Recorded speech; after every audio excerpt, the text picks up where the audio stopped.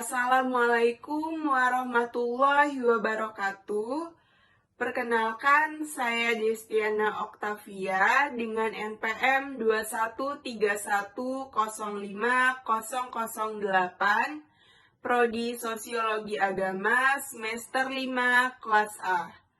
Di sini saya akan membahas mengenai pengertian perubahan sosial dan teori perubahan sosial untuk memenuhi tugas UTS pada mata kuliah dakwah dan perubahan sosial.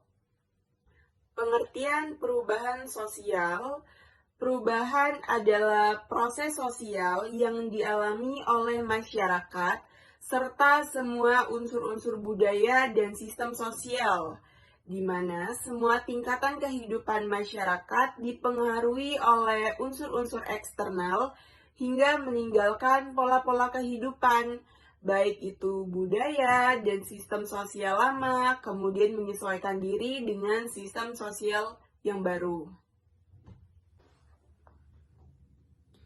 Perubahan sosial dapat dikatakan sebagai suatu hal atau keadaan berubah, peralihan, ataupun pertukaran.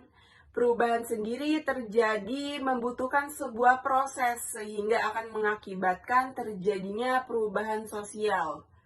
Belajar dari beberapa pendapat ahli tentang perubahan sosial, dapat dilihat tidak semua perubahan sosial bersifat kemajuan.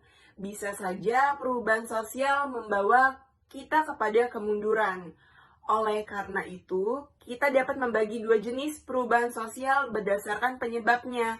Yang pertama ada perubahan sosial direncanakan. Contohnya itu seperti sistem KB atau keluarga berencana. Terus ada dua jenis lagi perubahan sosial tidak dapat direncanakan itu, contohnya seperti kejadian tragis seperti bencana alam dan peperangan. Itu membawa kita kepada perubahan sosial yang membawa kepada kemunduran. Teori perubahan sosial dibagi dalam beberapa teori. Yang pertama ada teori evolusi. Teori evolusi berpendapat bahwa perubahan sosial memiliki arah yang tetap dilalui oleh semua kelompok masyarakat. Teori ini pada dasarnya berpijak pada perubahan yang memerlukan proses yang cukup panjang. Dalam proses tersebut terdapat beberapa tahapan yang harus dilalui untuk melakukan perubahan yang diinginkan. Yang kedua ada teori siklus. Teori ini mencoba melihat bahwa perubahan sosial itu tidak dapat dikendalikan sepenuhnya oleh siapapun dan apapun. Karena dalam setiap masyarakat terdapat perputaran atau siklus yang harus diikutinya. Yang ketiga ada teori fungsional. Konsep penting dalam teori ini adalah struktur dan fungsi, yang menunjuk pada dua atau lebih bagian atau komponen yang berbeda dan terpisah tetapi berhubungan satu sama lain.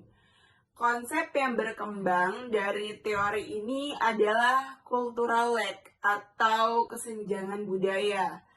Konsep ini mendukung teori fungsionalis untuk menjelaskan bahwa perubahan sosial tidak lepas dari hubungan unsur-unsur kebudayaan dalam masyarakat. Yang terakhir ada teori konflik.